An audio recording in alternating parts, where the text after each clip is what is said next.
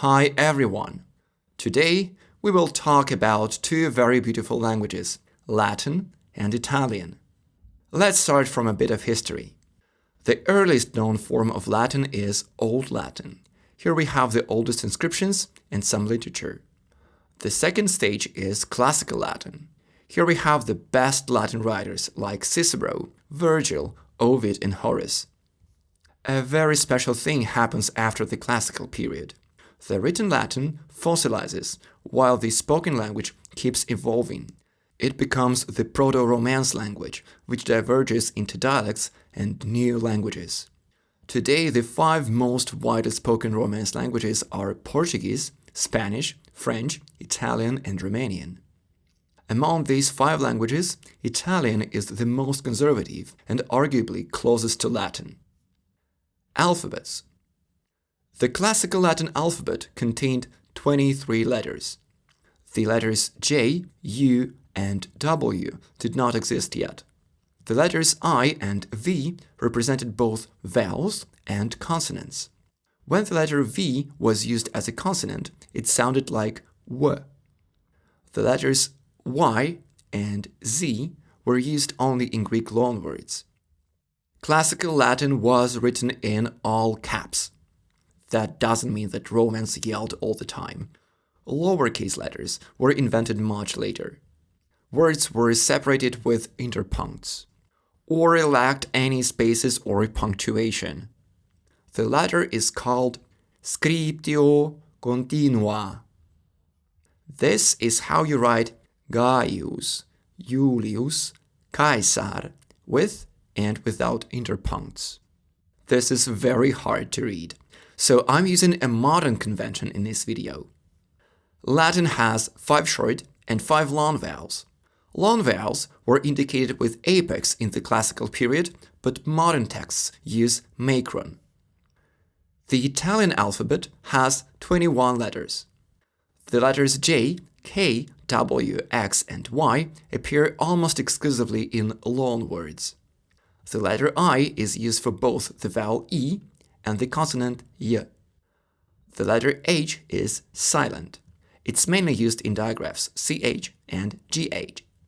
Italian uses the acute and grave accents to indicate the stressed vowel. Real-life texts only show stress on the word final vowel, like here. Perché, caffè, metro, ciò, più. Dictionaries use accents to show difference between similar sounds like e, o, o. Pesca, Fishing, pesca. peach. Pesca, pesca. Italian has several consonant sounds that did not exist in Latin. Here are some examples. Julius, Giulio, Caesar, Cesare, Venetia, Venezia, Scaena. scena. Italian is famous for its double consonants. Un ragazzo e la sua donna ammirano le belle colline e fanno una passeggiata ogni settimana per tutto l'anno. Many of these consonants were doubled in Latin. Bellius, collinus, passus, annus. But most consonants are doubled in Italian, but not in Latin. Ragatius, domna, admirari, septimana, faciunt, omnis, totus. Vocabulary. Italian vocabulary is mostly derived from Latin. Many Italian words are even spelled in the same way as in Latin. Dare, Dare, to give. Vivere, vivere, to live. Venire, venire, to come. Dormire, dormire, to sleep. Luna, luna, moon. Stella, stella, star. Bene, bene, well. Male, male. badly. Some words have somewhat changed, but you can still see the pattern. Canis, Cane, dog, sanguis, sangue, blood, lupus, lupo, wolf, ventus, vento. wind. Many everyday words are different. Puer, Bambino, child, mulier, donna, woman, avis, uccello, bird, malus, cattivo. bad. Many Latin words have changed their meaning over the centuries, so now they convey something completely different in Italian. In Latin, captivus means a captive. In Italian, Cattivo. means bad. Copia means abundance, Copia. means copy. Negotium means business, Negozio. means shop. Officium means duty or service, Ufficio. usually means office. Italian has borrowings from many languages. These words originate from Germanic languages like Frankish and Lombardic. Bianco. White, Guardare. to watch. Guerra. War, Banca. bank. These words came from Old and Middle French. Mangiare. To eat, Giallo. yellow, Burro. butter, Liuto. lute. These words came from Spanish. Cioccolato. Chocolate, Cacao. cocoa, Appartamento. apartment, Lindo. neat. These words originate from Arabic. Dogana. Customs, Zucchero. sugar. One Arabic word gave two different borrowings in Italian. Zero. Zero, Cifra. cipher or numeral. Grammar. Latin grammar is much more complex than Italian. Let's compare these sentences that mean Caesar sees Antonius. Caesar Antonium videt. Cesare vede Antonio. The usual word order in Latin is S-O-V, subject, object, verb. Italian uses a different order, S-V-O, subject, verb, object, like English.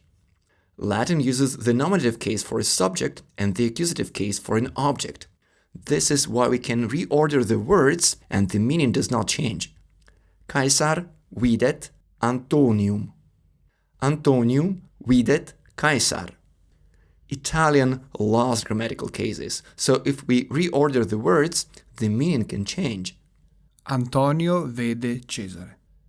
Antonius sees Caesar. Nouns in Latin belong to three genders: masculine, feminine, and neuter. Italian has only two genders: masculine and feminine. Most Latin neuter nouns became masculine in Italian. Latin has 6 grammatical cases, but Italian nouns are not inflected for cases. Latin has no articles, but Italian has definite and indefinite articles. Let's look at this Latin phrase. Manus, manum, lavat. Here is how it sounds in Italian. Una mano lava l'altra mano. One hand washes the other. In the Latin phrase, the word for hand is used in different cases. In the nominative, manus, and in the accusative, manum. In Italian, it is the same word, mano, that does not change. We also need to use the articles in Italian and add the word for other. Altra. Verbs are the most complex part of grammar in both languages. Latin and Italian verbs are inflected for person and number. Here's the conjugation for the verb to love in the present tense, and the forms are pretty similar between the two languages. Amo, amas, amat. Amamus, amatis, amant. Amo, ami, ama. Amiamo, amate, amano. Latin and Italian are pro-drop languages, which means that they omit personal pronouns. Let's compare this Latin phrase with its Italian equivalent. Cogito, ergo sum. Penso, dunque sono. In English, you have to use the pronoun I. I think, therefore I am. Learning Latin conjugation is a lot of fun. Italian verbs are a bit simpler. Yes, a bit simpler. It only takes you a day to memorize all forms.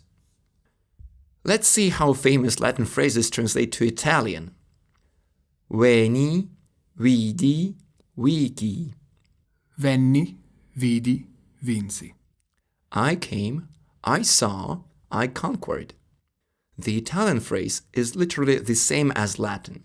All verbs are in first-person singular form, and the pronoun I is omitted. Ave, imperator, morituri, te salutant. Ave, imperatore, quelli che stanno per morire ti salutano. Hail, emperor, those who are about to die salute you.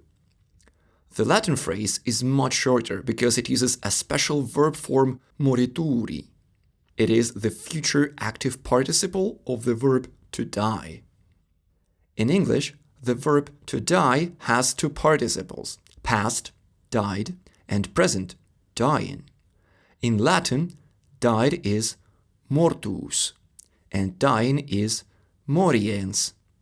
But Latin also has the future participle, moriturus, meaning about to die.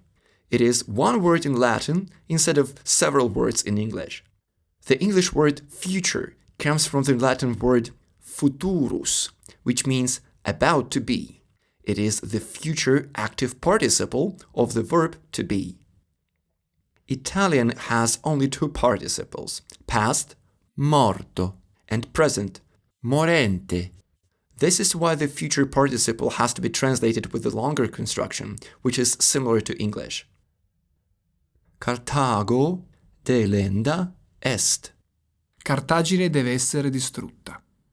Carthage must be destroyed. The Latin word delenda is the future passive participle of the verb to destroy. It is also called the gerundive. In this sentence, the gerundive is combined with the verb to be, which adds a meaning of obligation, must be destroyed.